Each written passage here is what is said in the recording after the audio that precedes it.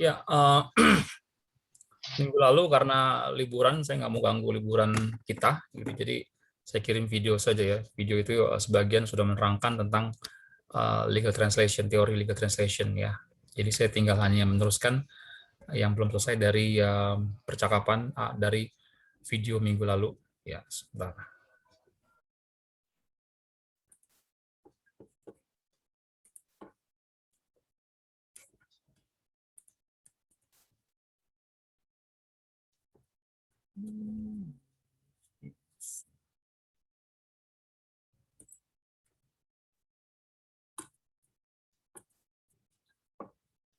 Share screen sekali terlihat?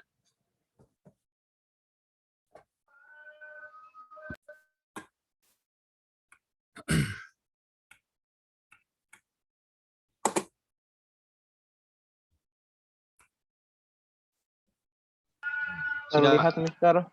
Oke, ya. Saya singgung sedikit ya. Kemarinnya di situ kendala penerjemahan tertulis bidang hukum yang saya persingkat. Terang ini pertama adalah kalimatnya panjang-panjang karena dalam video kemarin saya terangkan bahwa praktisi hukum pada zaman dahulu kala pada awalnya dibayar berdasarkan banyaknya kata yang ditulis gitu ya. Sedangkan praktisi hukum pada hari ini, pada dewasa ini gitu ya, mereka dibayar berdasarkan banyaknya waktu yang dihabiskan gitu ya. Jadi kalau misalnya ini kalimat ini 1 2 3 4 5 6 7 8 9 10. Nah, itu udah satu kalimat 10 baris itu sudah ajaib ya. Kalau dalam konteks bahasa Indonesia umum atau konteks bahasa Inggris umum itu sudah ajaib. Tapi dalam bahasa hukum ya seperti itulah gitu ya. Mereka menjadi khas ya. Menjadi khas. Jadi Anda tahu kalau bahasanya udah panjang-panjang begini, nah ini bahasa hukum nih, gitu ya, bahasa hukum. Panjang-panjang karena banyak menggunakan generalisasi, ada barang siapa, setiap orang, gitu ya. This card is not transferable whatsoever, whenever. Nah itu by whomever itu udah banyak generalisasinya ya. Jadi itu makin panjang. Terus yang berikutnya banyak kalimat pasif ya, banyak pasif. Ya, pasif ya kalau misalnya memang sudah tidak perlu ada subjeknya ngapain disebutkan gitu ya, sebutkan gitu ya, nggak perlu disebutkan. Terus mengungkapkan fakta ya jelas karena bahasa hukum adalah bahasa performatif ya, performatif ada konsekuensinya gitu ya bahasa hukumnya. Bahasa hukum itu ada bahasa institusinya. Jadi kalau misalnya saya mengatakan misalnya BKT itu rame banget sih gitu kan, kumuh gitu ya, taman-tamannya pada rusak.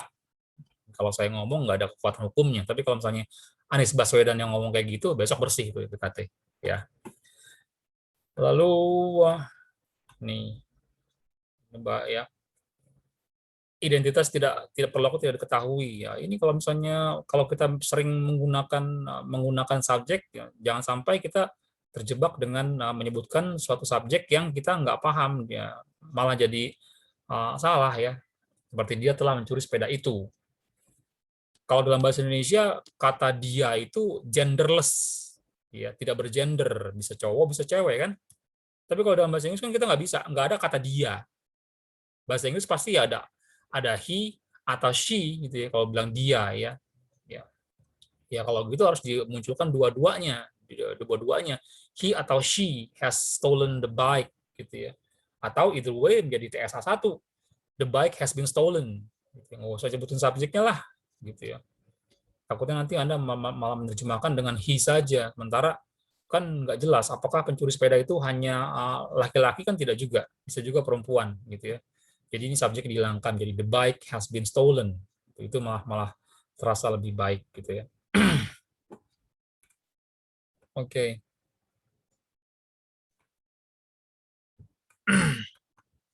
Terus di sini ada menggunakan kalimat negatif ganda gitu ya. Ganda. Kalimat negatif ganda itu sering kali digunakan dalam bahasa hukum ya untuk menggarisbawahi, membuat penekanan gitu ya. Jadi orang bahasa hukum itu lebih suka mengatakan tidaklah mustahil ketimbang mengatakan mungkin. Ya, tidaklah mustahil ketimbang mengatakan mungkin. Bukannya tidak beralasan, ya, ketimbang mengatakan beralasan. Misalnya, perilakunya yang demikian itu bukannya tidak beralasan. Perilakunya yang demikian itu bukan tidak beralasan.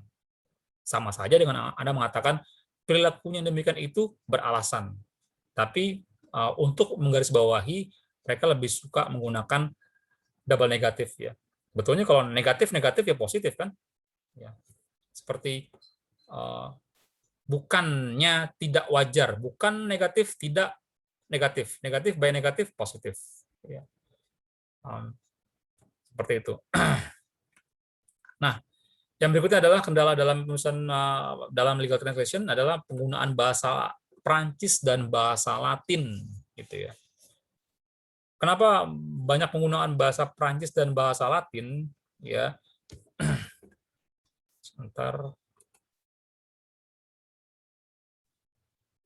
Banyak menggunakan bahasa Prancis dan bahasa Latin karena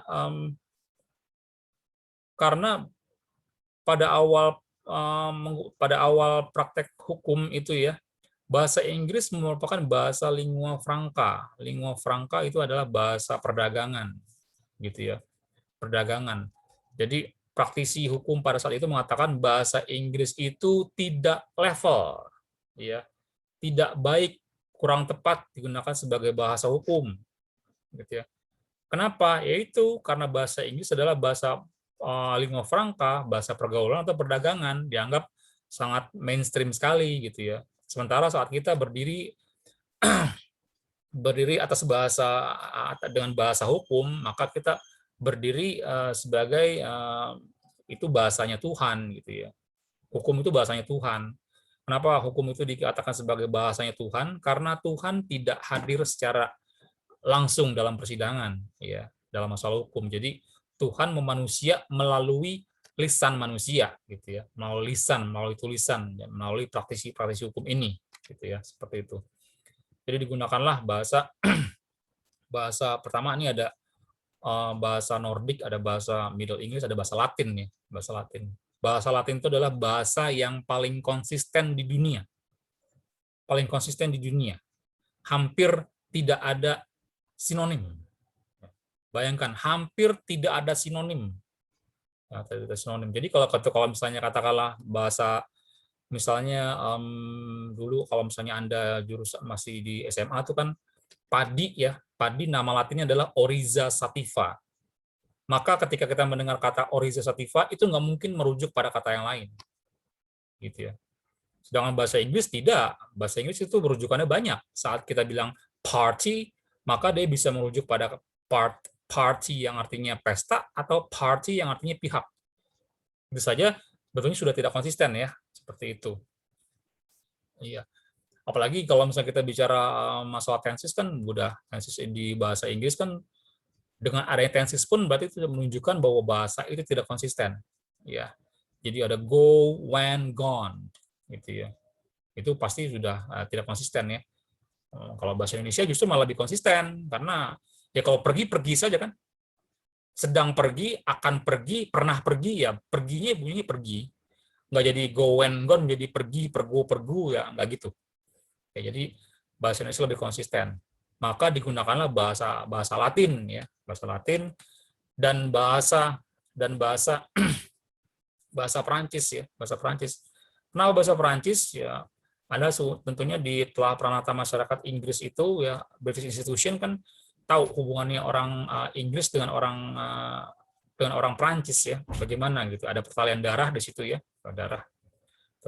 Nah, itu sangat kuat sekali. Makanya kalau misalnya Anda lihat persidangan di dalam suatu ruang sidang di Inggris sana, di Inggris Raya sana, pasti dalam ruang sidang itu bukan banyak orang, praktisi hukumnya menggunakan wig-nya yang wrinkle gitu ya, wrinkle pakai baju-baju kayak kerajaan seperti itu. Nah, itu dari Prancis ya. Sampai sekarang ya. Jadi itu menjadi seragamnya, menjadi sesuatu yang sakral juga sama seperti bahasanya gitu ya. Menggunakan bahasa ya, jadi ini antara Inggris dengan Prancis itu ada pernikahan tuh ya, Henry III menikah dengan Eleanor de Provence ya, Prancis gitu ya. Ya, jadi nah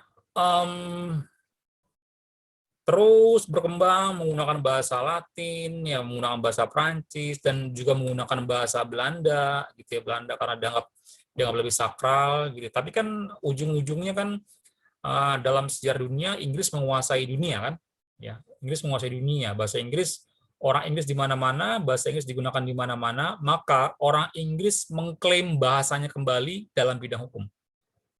Orang Inggris mengklaim kembali bahasa Inggris dalam bidang hukum. Jadi udah dong, jangan bicara masalah Tuhan aja, gitu kan. Lihat kenyataannya, bahasa Inggris banyak digunakan, gitu ya. Akhirnya digunakan pula lah bahasa Inggris dalam bahasa hukum.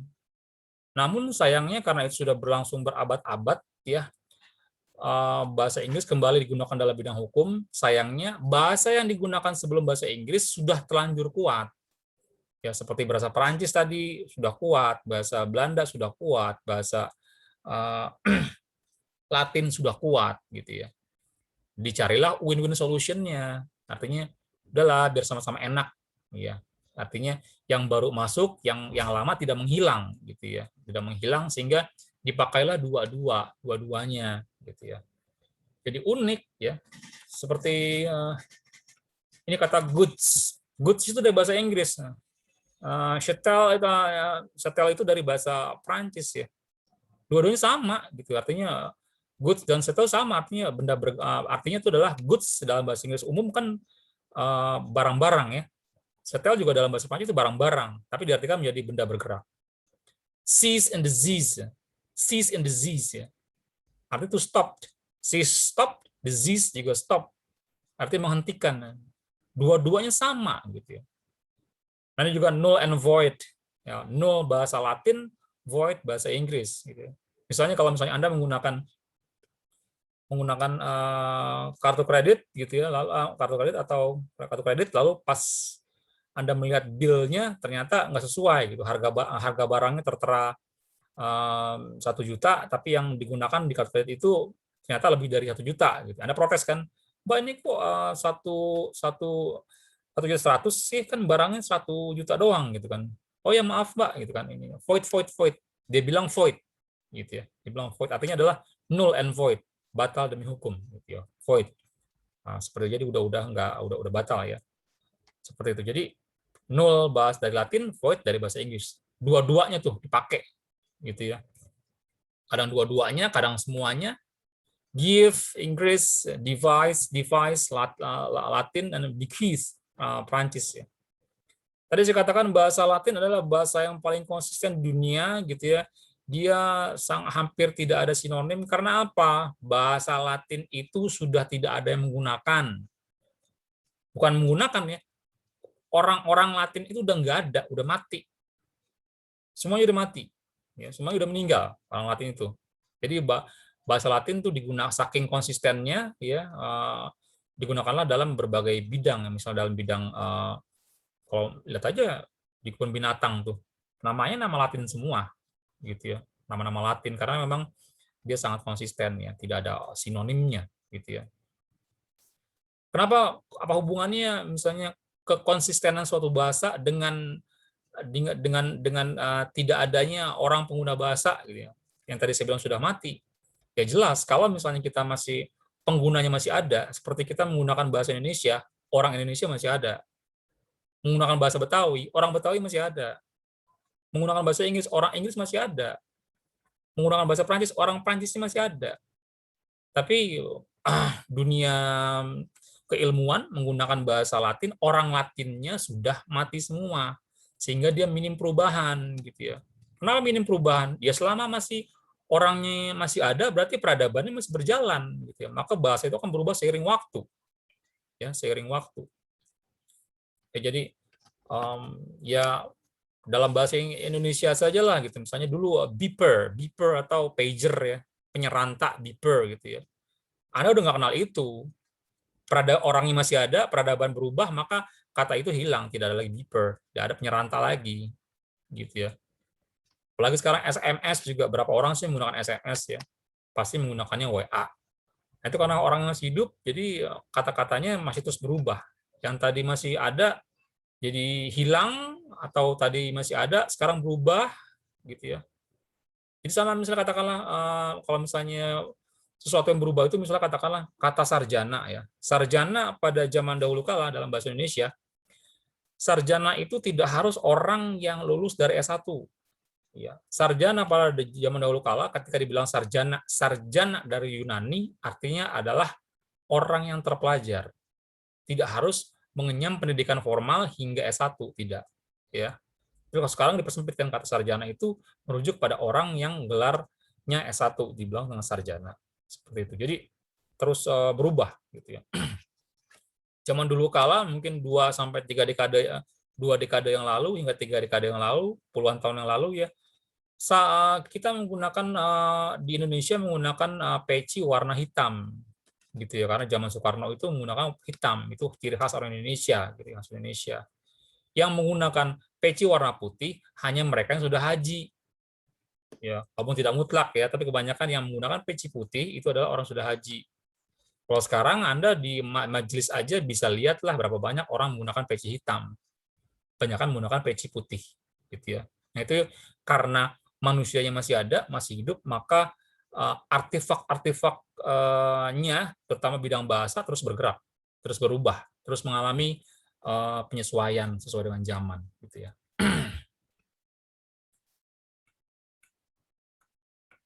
Nah, berikutnya karena bahasa Inggrisnya itu tadi dipakai dua-dua, ada bahasa Inggris dengan bahasa Latin, bahasa Inggris dengan Perancis, bahkan 3 juga bisa digunakan gitu ya. Maka struktur bahasa Inggris terpengaruh ya. Ini seperti Anda dalam tabel itu ada sebelah kiri adalah kaidah bahasa Inggris hukum ya. Sedang sebelah kanan adalah kaidah bahasa Inggris umum gitu ya.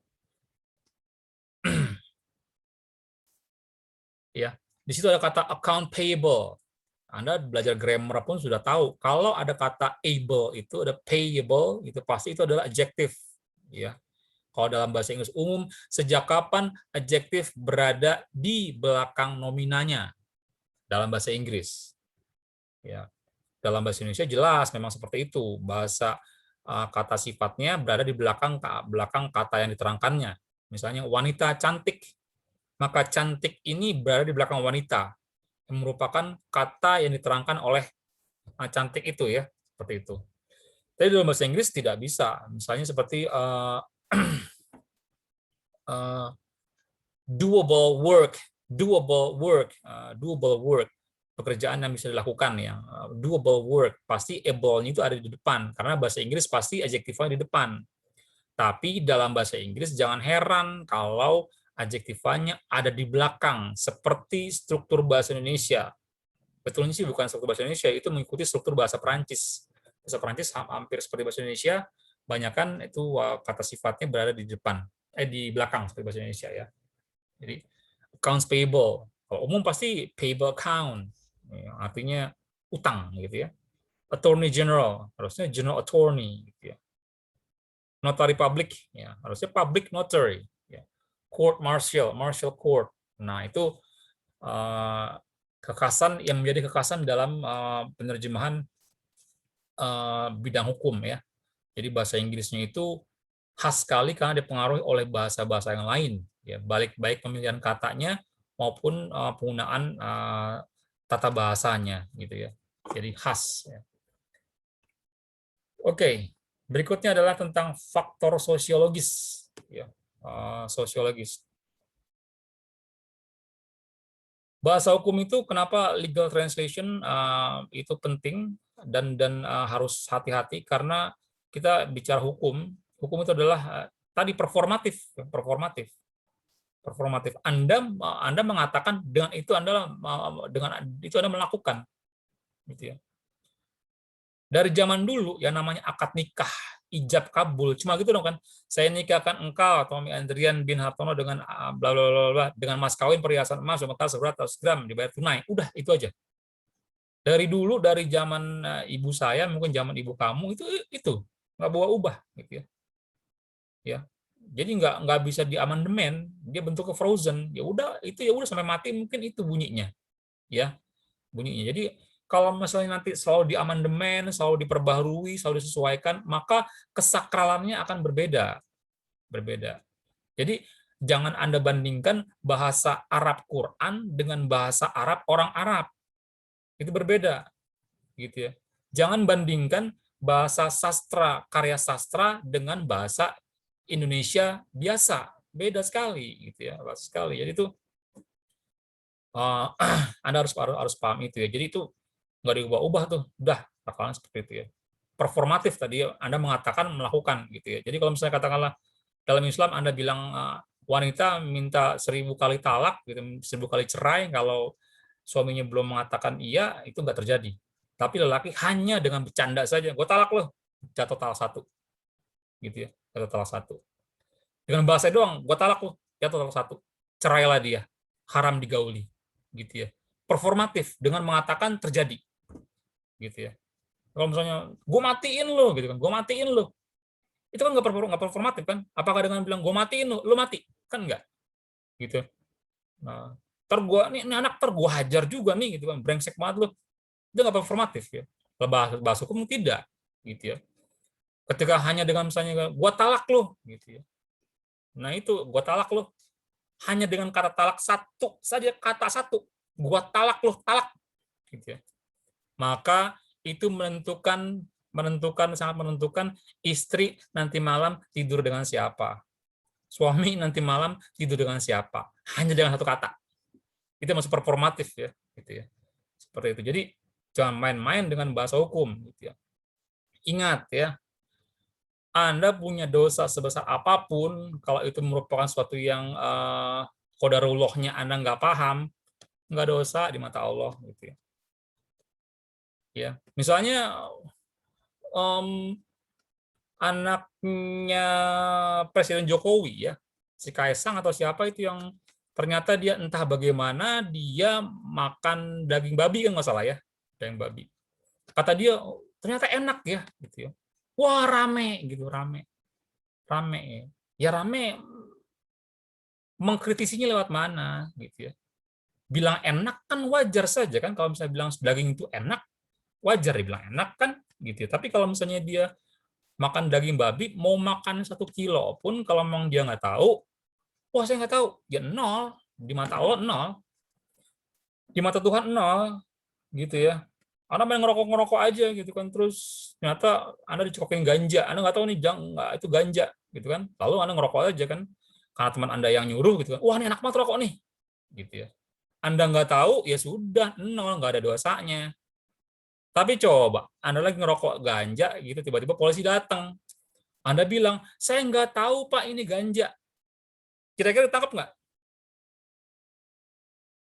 Nah, itu pasti ditangkap. Jadi jangan bedakan Anda hubungan dengan Tuhan, dengan Allah, dengan hubungan dengan ya, hablum minallah dan hablum minannasnya itu berbeda sekali ya bahasa hukum. Jadi bahasa hukum ini bahasanya Tuhan. Kenapa bahasanya Tuhan? Karena Tuhan tidak hadir langsung dalam persidangan. Gitu ya. Ini sosiologisnya seperti itu ya. Performatif bahasa hukum itu.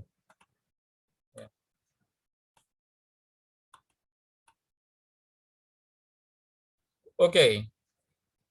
Faktor jurisprudensi ya. Jurisprudensi. Ini sangat-sangat karena bahasa hukum jurisprudensi merupakan putusan hakim yang kemudian dijadikan dasar untuk menyelesaikan kasus-kasus serupa di kemudian hari. Makanya saat Anda masuk dalam kelas legal translation, itu yang paling sukar itu adalah awalnya. Awalnya. Jadi bikin formatnya seperti apa. Dalam pekerjaan itu akan lebih mudah. Jadi kalau misalnya katakanlah perjanjian jual beli, yang paling sukar adalah buat pertamanya. Dan juga Tommy Andrian dengan Julio gitu kan. Perjanjian jual beli gitu ya, perjanjian jual beli, maka teruslah bla bla bla bla bla bla bla, diterjemahkanlah bla bla bla bla bla bla.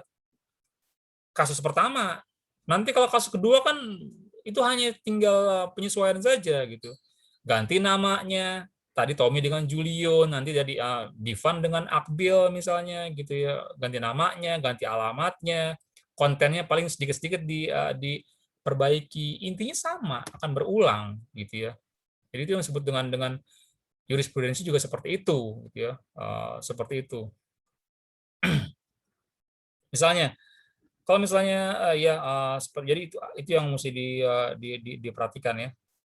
Dalam bahasa hukum ada jurisprudensi, makanya kita menerjemahkan nggak boleh sembarangan, harus dengan jangan mau enaknya saja ya. Saya pernah katakan, saya pernah menerjemahkan hanya 5-6 halaman itu dibayar 25 juta bidang hukum ya, lalu itu bank BNI ya, BNI Syariah kalau nggak salah, BNI Syariah. Tapi kalau saya mau makan sendiri 5 lembar itu berapa lama sih gitu kan? Segila-gilanya paling 2 jam 3 jam, nambahin 5 lembar saja gitu kan. Tapi ini bahasa hukum loh gitu kan. Saya perlu tanya gitu ya. Perlu ngomong pengacara, jadi kami membentuk tim. Jadi ini karena ya itu ada hati-hati apabila kita menggunakan bahasa hukum, bukan bisa jadi produk yang kita terjemahkan adalah produk massal, bukan produk lokal gitu ya. Jadi kalau misalnya kita menerjemahkan katakanlah SKCK ya. SKCK kan sekarang sudah ada terjemahan kan, memang sudah bilingual kan ya. Nah, itu kan produk massal kan. Di seluruh Indonesia pasti bentuknya seperti itu. Bayangkan kalau itu salah. Bagaimana? Ya, walaupun terjemahan ya, walaupun saya katakan ya, terjemahan Inggris untuk bidang hukum ada juga yang salah gitu ya. Misalnya ya oke, sebentar.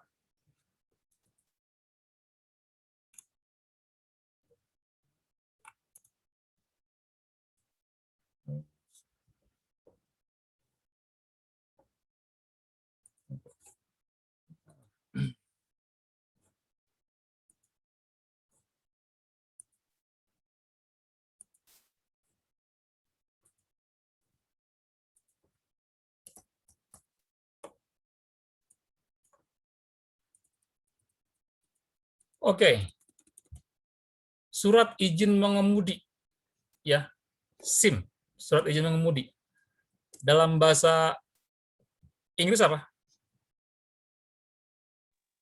Driver license. Driver. Gini. License. Gini. Ya. Gini. Ya. Apa? Ya, driver license atau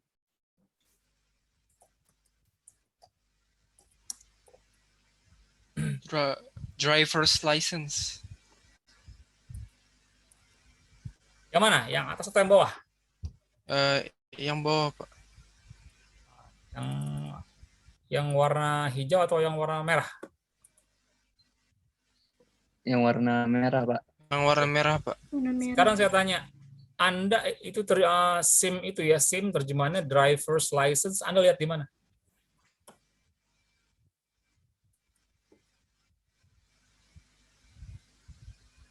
Anda lihat di mana?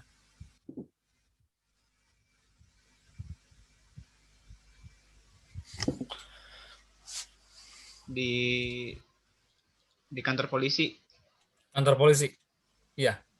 Tempat pembuatan SIM. Tahukah Anda, tahun 90-an tuh polisi nggak nulisnya begitu. Polisi nulisnya dengan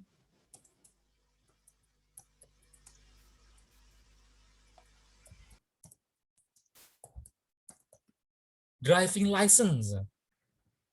Ini kan aneh kan ya, driving license ya. Driving license kan dengan kalau misalnya secara santai saja, secara gampang saja, ini nggak ada bedanya. Oh, bedanya jauh. Driving license itu berarti kan driving license ya. Driving kan berarti yang mengendarai siapa? Siapa yang driving? License-nya kan. Sejak kapan license itu dipersonifikasikan menjadi orang? Gitu ya. Ya, kalau misalnya driver's license jelas, jadi surat izinnya si pengemudi izin apa? Ya, izin mengemudi lah, orang driver kok, bukan izin masak kan gitu bahasa hukumnya ya. Jadi belum lagi terjemahan misalnya nationality ya, misalnya di nationality atau misalnya WNI lah. WNI apa bahasa Inggrisnya? WNI. WNA misalnya. Atau warga negara apa bahasa Indonesia? Kewarganegaraan, kewarganegaraan.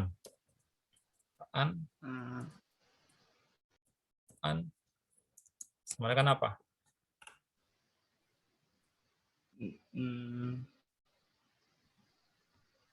Anda boleh cek di paspor ya, itu pasti bicaranya Nationality. Nationality ya, sorry. Tangan saya. Iya.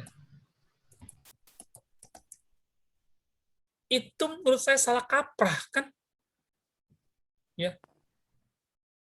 Nation itu bukan negara, nation, bangsa.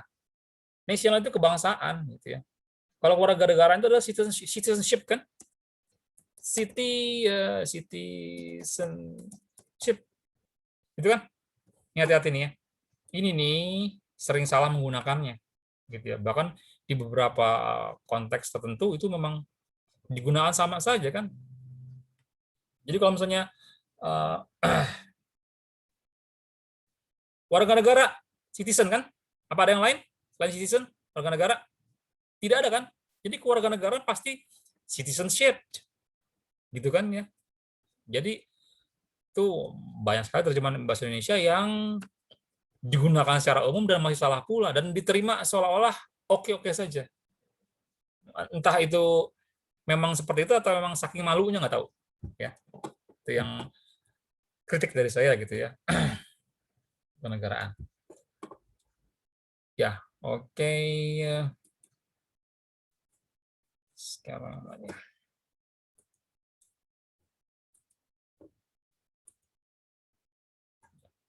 Yaitu jurisprudensi yang nggak boleh sembarangan menerjemahkannya ya. Nah, sistem hukum Anglo-Saxon lebih mengutamakan common law. Common law.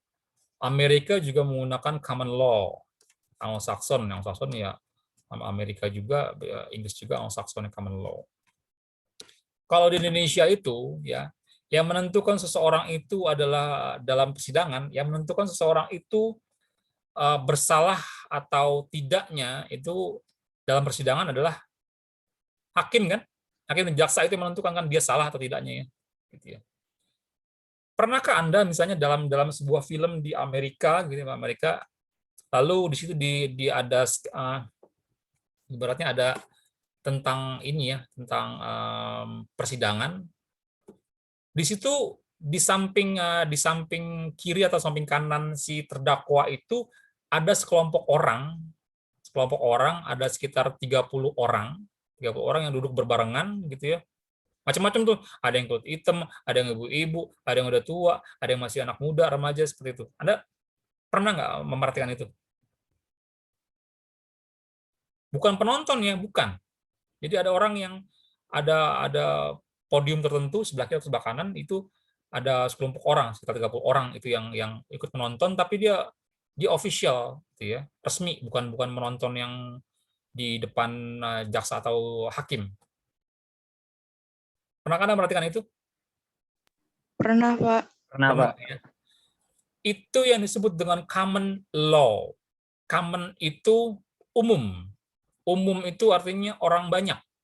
Ya, law itu artinya hukum ya. Berarti hukum yang mengandalkan, yang bergantung pada justifikasi orang banyak. Jadi di Amerika sana disebut dengan sistem common law, ya walaupun di beberapa negara bagian tidak ya. Common law gitu ya, itu karena yang hakim, jaksa gitu ya, pengacara segala macam itu hanya akan menggali jalannya suatu kasus ya. Misalnya suatu penipuan, bagaimana di mananya itu, kenapa, bagaimana di mana itunya adalah yang menggali mereka itu gitu ya. Kasus yang lain juga misalnya pembunuhan juga akan seperti itu. Tapi nanti yang menentukan dalam hukum Indonesia pasti nanti hakim dan jaksa. Ya. Kalau di sana tidak, hakim dan jaksa dan perangkat hukum lainnya hanya menyampaikan saja, hanya menggali saja. Nanti menentukan salah atau tidaknya adalah yang 30 orang itu, yang 30 orang tadi saya sebutkan tadi, common law, gitu ya. Jadi kalau di Indonesia itu ini bicara kasus ya, saya tidak menistakan hukum Indonesia, tidak. Ini bicara kasus ya. Kalau secara lahiriah ya, menyogok jaksa, hakim itu atau menyogok orang-orang di persidangan itu gampang sekali. Karena bicaranya udahlah sogok aja hakimnya, sogok aja jaksanya, kan gitu. Dia menentukan kan, gitu ya. Hakim dan jaksa, ya. Hakim yang menentukan hukumannya, jaksa yang menggali kasusnya, gitu kan. Hakimnya diminta untuk tidak memberikan hukuman yang berat, jaksa diminta untuk tidak memberikan pertanyaan yang berat, kan begitu. Pertanyaan menyudutkan, begitu kan. Tinggal bayar dua orang itu, gitu ya. Maka banyak penggelapan hukum di Indonesia seperti itu karena murah, orangnya sedikit, gitu ya. Coba kalau nyogok hakim, katakanlah misalnya kasus-kasus lumayan rumit gitu ya.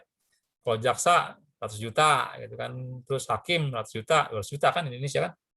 Kalau misalnya 100 juta dikali 30 orang, bagaimana kalau di Amerika? Jadi itu besar sekali. Jadi mereka menggunakan common law itu untuk meminimalisir hal-hal yang seperti itu. Ya. Kalau di sini jaksa agung itu orang-orang yang biasa saja ya, orang-orang praktisi atau hanya orang-orang yang cakap di bidangnya. Ya, orang-orang yang secara akademis juga cakap di bidangnya, di bidang hukum, maka dia eligible menjadi seorang jaksa hakim agung gitu misalnya, jaksa agung atau hakim agung seperti itu. Tapi kalau misalnya di Amerika itu ya, jaksa agung itu udah kalau istilahnya Iwan Fals itu adalah manusia setengah dewa, gitu ya, manusia setengah dewa. Kalau di sana itu jaksa agung atau jaksa agung itu sudah pasti orang sangat kaya. Jadi nggak bisa Anda orang miskin jadi jaksa agung di Amerika, nggak bisa. Anda harus sudah sangat kaya sekali baru jadi jaksa agung. Kalau di Indonesia mungkin terbalik, susah dulu, setelah jadi jaksa agung baru kaya, gitu ya. Maaf, jadi ini gambaran itunya umum saja seperti itu ya. Jadi kita punya perbedaan hukum. Kenapa itu berpengaruh, Pak? Ya berpengaruh gitu ya. Karena kita nanti kan berhubungan dengan orang asing, gitu, dengan orang Amerika pakai common law gitu kan. Berbeda dengan orang Indonesia. Nanti crime scene-nya di mana, TKP-nya di mana? Ya, TKP-nya di Indonesia atau di Amerika misalnya gitu kan. Lalu misalnya apakah misalnya Indonesia dengan Singapura sajalah berbahasa Inggris, apakah Indonesia dan Singapura punya perjanjian ekstradisi atau tidak gitu ya. Kalau tidak ya nggak bisa. Artinya mau ada kasus misalnya ada seorang koruptor lari ke Singapura, nggak bisa utak-atik tuh. Ya, kita nggak bisa meminta orang Singapura atau pemerintah Singapura untuk ikut menginvestigasi, untuk bantu nangkepin, nggak bisa.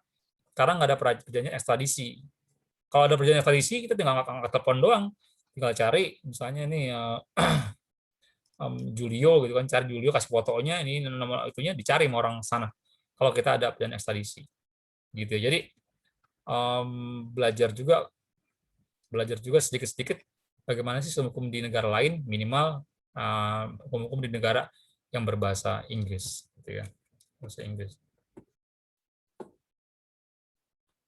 Jadi konteksnya harus seperti apa? Kalau bicara hukum is hukum ya, hukum is hukum gitu. Mau Anda dibilang suka kayak enggak kayak gitu ya. Gitu. Misalnya mungkin Anda miris mendengar misalnya dulu beberapa bulan yang lalu pernah dengar ada seorang nenek gitu ya, karena kelaparan dia mencuri singkong apa umbi gitu ya, umbi lalu dihukum 3 bulan penjara gitu kan. Itu pasti mikirnya ya Allah gitu kan, ya Allah. Ya Allah, misalnya setega itukah gitu, cuma nenek-nenek yang kelaparan gitu ya, nyolong singkong dilaporkan oleh pemiliknya, dihukum 3 bulan. Pasti kan mikirnya nenek itu kelaparan. Kedua, udah tua, jelas nenek-nenek. Ketiga, singkong kan murah, gitu kan. Udah bicara masalah kemanusiaan. Hukum nggak bicara itu. Ingat ya, hukum nggak bicara itu. Hukum nggak bicara itu. Jadi kalau misalnya katakanlah saya pembunuh gitu ya, pembunuh segala macam, dituduh membunuh dan mungkin memang saya pembunuh gitu ya. Tapi kalau persidangan itu menyatakan bahwa saya release from any discharge gitu ya, artinya saya dinyatakan tidak bersalah, I hereby stated that Tommy Indrian bla bla bla bla is innocent, gitu kan? Innocent, nggak bersalah, ya bebas atas nama hukum. Maka meskipun 1.000 orang tahu saya nakal, 1.000 orang tahu saya memang suka ngebunuh orang, tapi kalau persidangan tidak menyatakan tidak, saya tidak bersalah, maka bodoh amat kata orang, gitu ya. Bahasa hukum seperti itu. Hati-hati ya, bahasa hukum seperti itu. Jadi hukum nggak kenal maaf ya.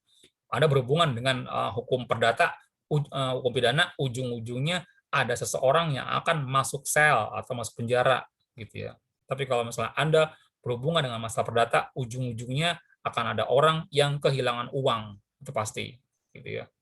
Walaupun banyak sekali kasus pidana yang awalnya kasus perdata. Jadi itu hati-hati ya, seperti itu. Jadi kalau bicara hukum, misalnya katakanlah gini, seringkali ribut, ya, ribut. Ini saya bicara hukum ya, bicara hukum tidak bicara sebagai kapasitas saya sebagai ulama, bukan. Ribut ya, ribut. Ada ulama ya, ada ulama atau misalnya ada imam di Indonesia, katakanlah di dekat rumah Anda misalnya, di rumah saya gitu ya, yang tidak membaca Al-Fatihah ya, membaca Al-Fatihah, soal Al-Fatihah, tapi bismillahnya itu disirkan atau dibaca tapi dikecilkan suaranya gitu ya. Tidak dibaca jahar atau dibaca keras seperti umumnya gitu ya. Saya pernah ditanya tuh gitu, kira-kira itu gimana gitu kan. Kalau menurut saya itu salah. Secara hukum ya, secara hukum. Hukum itu kan berkonteks. Berkonteks. Jadi kalau mazhab Indonesia itu apa, cuy? Gitu ya. Mazhab kita kan ya kan Syafi'i kan gitu ya.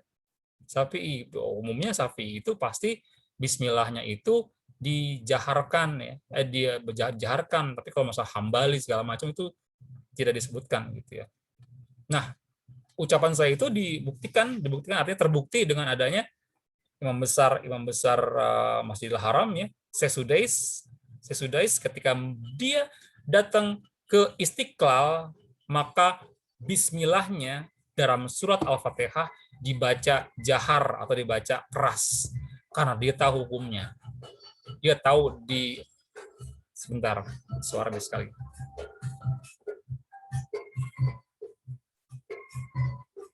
Kopi dulu.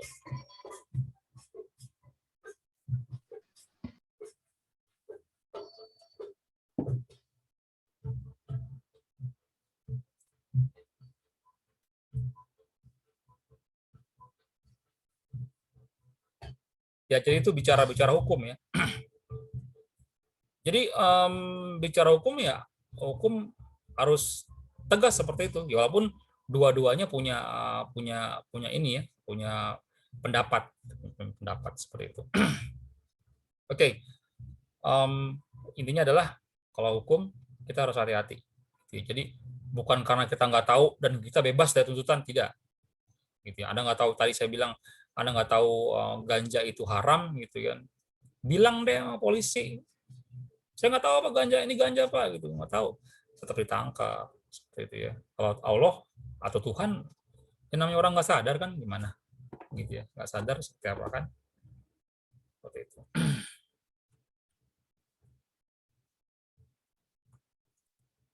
Oke,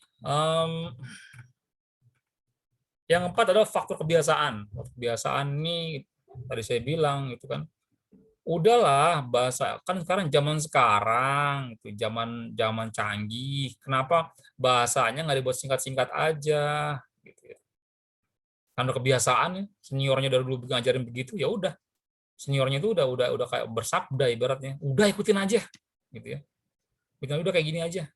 Karena tadi saya bilang kalau sudah di amandemen sering diubah-ubah maka kesakralannya akan berkurang gitu ya. Tadi hubungan dengan jurisprudensi. Kalau bahasa diubah-ubah nanti itu nggak berlaku untuk kasus berikutnya. Nggak bisa dijadikan rujukan karena bahasanya berubah gitu. Tapi kalau misalnya enak kan gitu ya, seperti itu. Misalnya anak yang kalau misalnya zaman dahulu kan saat Anda ingin mendapatkan akta kelahiran seorang anak, maka Anda harus punya bukti kelahiran dari puskesmas atau rumah sakit gitu kan, dan ada buku nikahnya gitu ya, nikahnya. Dulu mutlak. Kalau sekarang tidak ya. Jadi bin itu bisa menggunakan binti. Misalnya binti dari misalnya memang tidak nikah atau menikah sirih saja. Nikah sirih kan nikahnya benar ya. Nikah siri nikahnya benar, cuman tidak tercatat di negara sehingga tidak ada negara, agama sah gitu ya. Tapi nikahnya siri, anaknya minta akte kelahiran. Nah, itu maka ada dua kemungkinan ya. Kemungkinan nama suaminya tidak dicantumkan, artinya binnya bin ibunya, karena dianggap itu anak biologis gitu ya. Jadi binnya binti, misalnya saya anak itu, Tommy Anbian binti Sri Stunningrum, ibu saya gitu ya, binti seperti itu.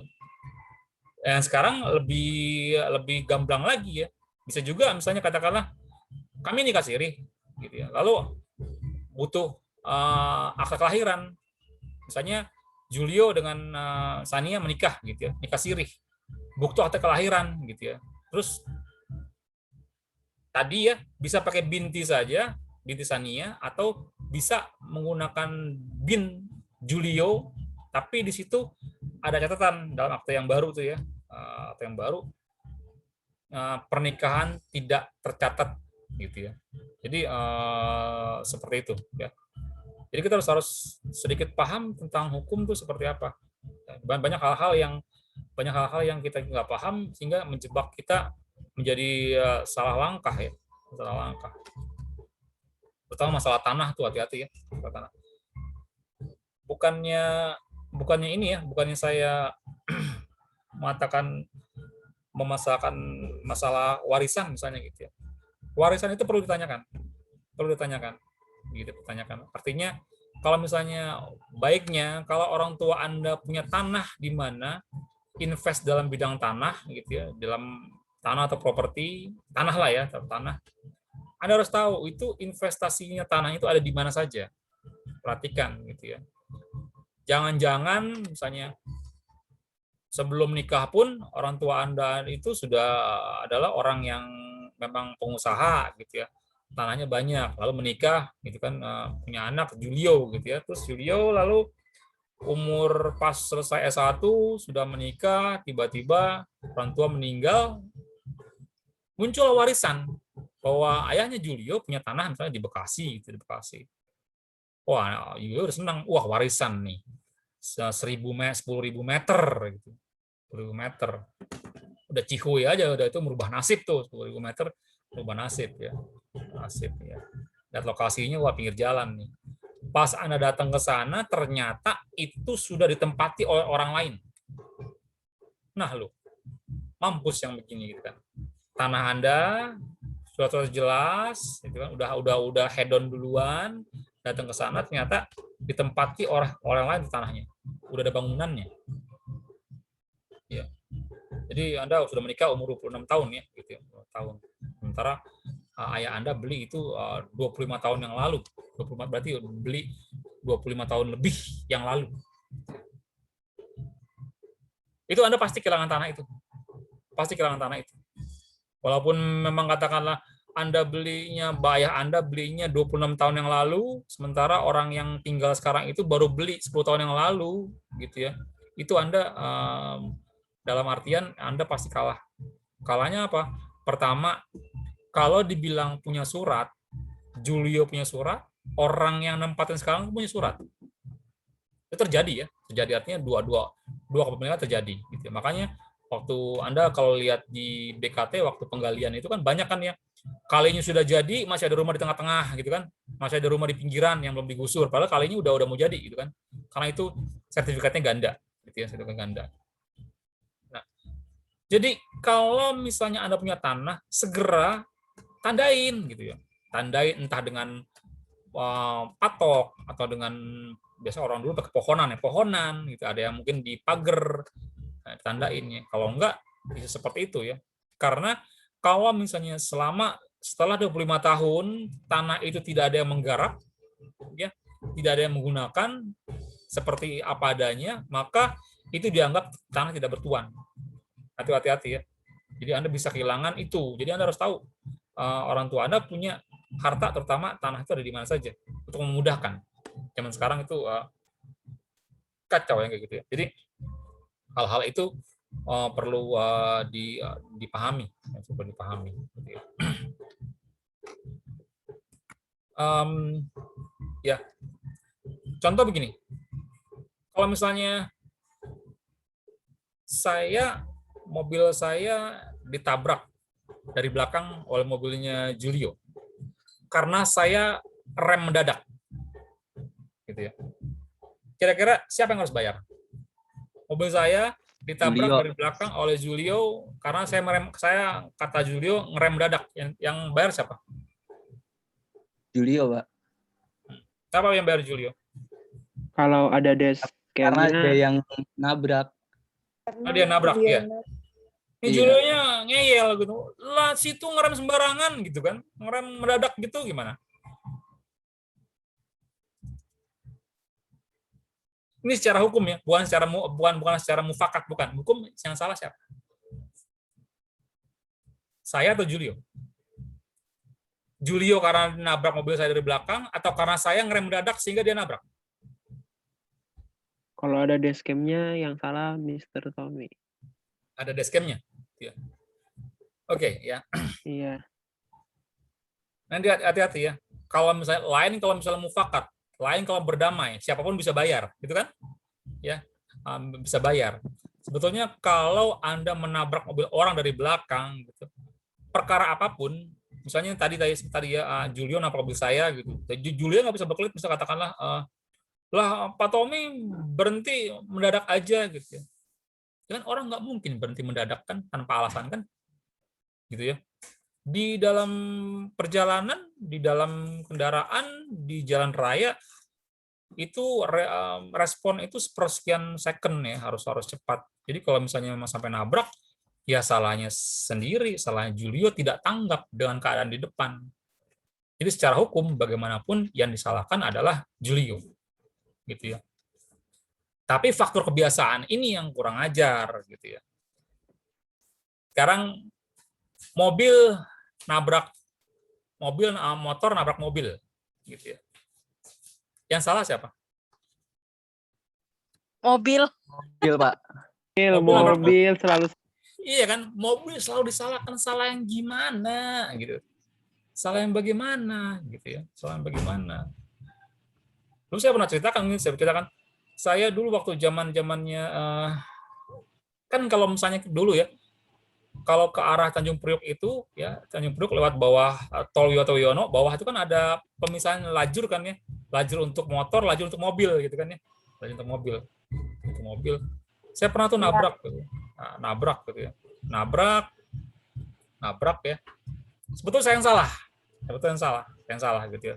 Saat itu saya satu tangan di setir, satu saya sambil makan kacang yang di pinggir jalan tuh yang plastikan gitu kan saya makan langsung kulum gini aja kan gitu. Saya kacang tuh I cannot resist ya, Anda ngasih kacang pasti saya terima gitu dengan senang hati gitu ya. Kacang nyundul lah itu motor jatuh.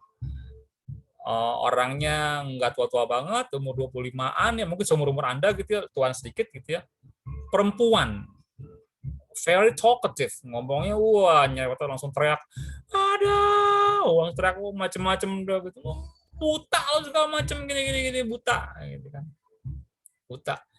Wah, saya pikir abis nih, emang gue yang salah gitu kan, gue yang salah gitu. Untung kaca saya kan hitam nggak kelihatan, kalau emang saya yang salah, nyundul, blek, sudah. Datanglah polisi, ya sudah kan udah orang rame, wah nih tanggung jawab gini tanggung jawab, dah tanggung jawab. Ya udah saya udahlah bayarlah gitu, bayar. Tapi karena ini kita bicara hukum, saya bilang lagi sama polisinya, polisi juga nggak sadar gitu ya, nggak sadar, udah bapak bawa ke rumah sakit aja pak, bapak tanggung jawab gini, udah mau fakat aja gitu kan.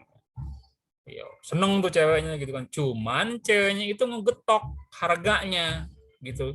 Jadi motor itu yang rusak itu maunya ganti ya. Sejak kapan tabrakan itu yang rusak diganti baru? Nggak ada sekaya-kayanya orang itu kok tabrakan yang rusak diganti baru, nggak ada. Semua reparasi, ya kan? Biasa kan motor misalnya pecah, misalnya firing atau apa, itu pasti reparasi, nggak ada yang ganti. Nggak mungkin. Dia maunya ganti, ya tahu sendiri kan ya. Motor kan firingnya mahal-mahal juga gitu ya. Sudahlah. Wah, ini sebetulnya saya udah mau bayar, tapi karena dengan sikap yang kooperatif yang justru malah menyudutkan saya jadi berbalik galak gitu kan. Ya udah Pak, Bapak kan polisi kan nih. Bapak kan polisi kan gitu kan, Bapak polisi. Ya udah Pak. Sekarang saya tanya Pak, ini jalur motor atau jalur mobil Pak?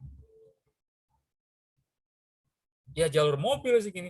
Bapak boleh menangkan ini perempuan, saya suruh bayar, tapi Bapak saya pidanain balik karena Bapak menyalahgunakan wewenang. Nyerah dia. Ya sudah, akhirnya saya nggak bayar ya. Jadi itu pentingnya kita paham hukum ya, nyari celahnya seperti apa. Ya sudah, makanya Anda bolehlah saya juga naik motor tuh nggak punya SIM saya cuma SIM sholawat saja gitu kan, karena kiai saja nggak nyaranin gitu, SIM-nya apa, SIM sholawat aja udah aman ya dari masalah seperti itu aja udah, sampai lupa ada razia kayak bodoh amat nih, seolah-olah nggak punya, ada razia samperin aja gitu, udah sholawat aja dah. Jadi kalau misalnya memang tidak ada masalah serius, maka Anda nggak punya SIM juga aman-aman saja, gitu kan. Tapi kalau misalnya ada masalah serius, seperti tadi benturan atau kecelakaan kecil, itu kan akan berpengaruh. Ya akan berpengaruh. Kalau misalnya ya di jalan raya, meskipun kamu benar naik motornya, bersenggolan dengan orang, gitu ya, kamu benar, orang lain yang salah. Tapi dicek orang itu punya SIM, kamu enggak, kamu disalahin, kan? Meskipun anu pinter kan berarti kamu belum layak ke jalan raya, gitu kan? Sebego-begonya dia punya SIM. Nah, ini bicara hukum, gitu ya. Lain kalau misalnya tabrakan, gitu kan, tabrakan ringan, jatuh, nyusruk, motor sama motor, dua-duanya nggak punya SIM, ya ada tos-tosan dah, gitu kan. Cari CCTV atau misalnya cari saksi kan seperti itu. Jadi itu harus berhati-hati dalam hukum. Dan untuk care dengan bidang hukum itu bukan orang Indonesia. Orang Indonesia itu sangat tidak care dengan hukum.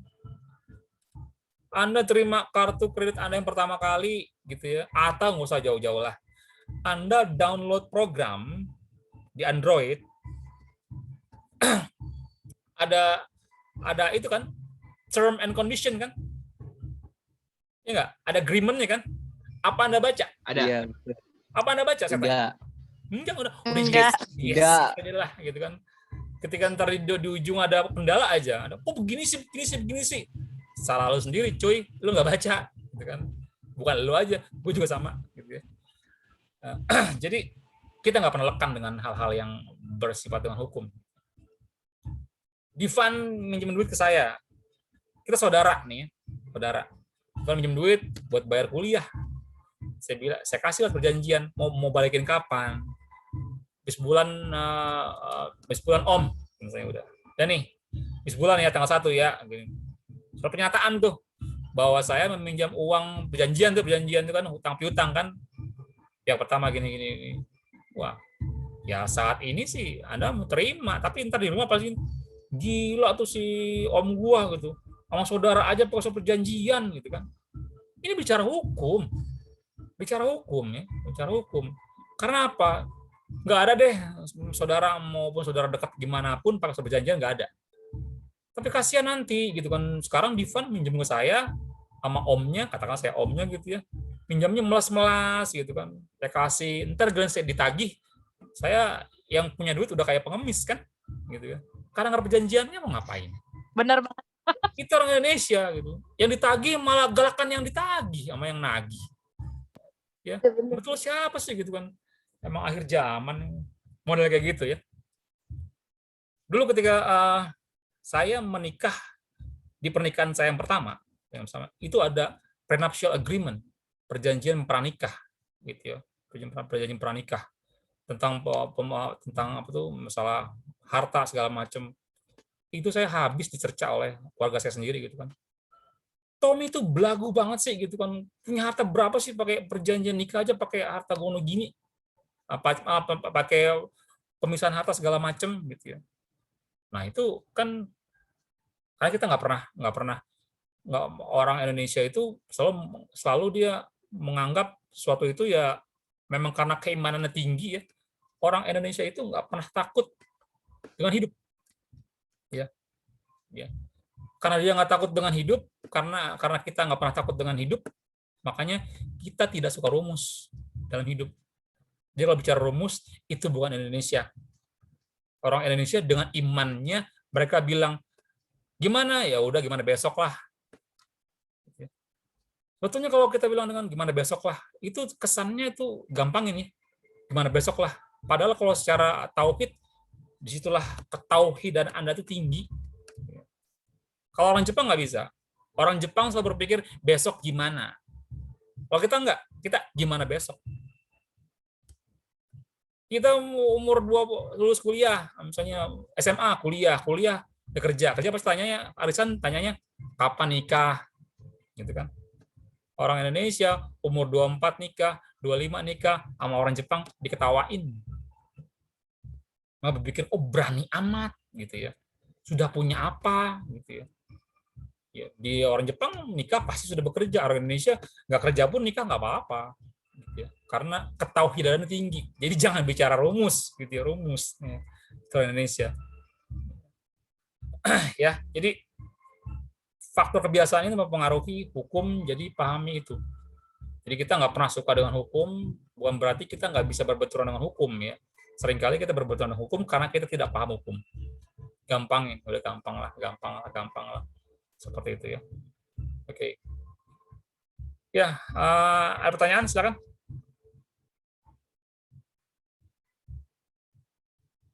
Ya, jadi itu aja ya.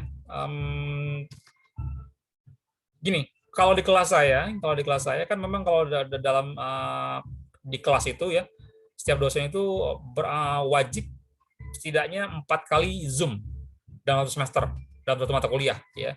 Dalam mata kuliah minimal 4 kali Zoom seperti itu gitu ya. Seperti itu ya. Kalian lihat aja kalau misalnya di akun saya, di portal Anda tentang mata kuliah saya, kalau saya tidak mencantumkan alamat Vicon-nya berarti nggak ada Zoom. Ikut aja instruksi yang ada di akun Anda gitu ya. Jadi jangan Pak ada Zoom nggak? Kalau misalnya itu Vicon-nya alamat hilang, berarti hilangkan, berarti tidak ada Zoom. Gitu aja. Jadi kalau misalnya memang ada alamat Vicon berarti selalu Zoom. Paham ya? Gitu. Oke, semoga ini bisa menambah wawasan Anda dalam bidang hukum sebelum kita mulai menerjemahkan bidang hukum. Jadi saya buat artinya awal lah memberitahu ini seperti apa sih, gambaran singkatnya tentang terjemahan hukum seperti apa. Oke, terima kasih sudah bergabung dengan kelas Zoom kita pada sore hari ini. Assalamualaikum warahmatullahi wabarakatuh.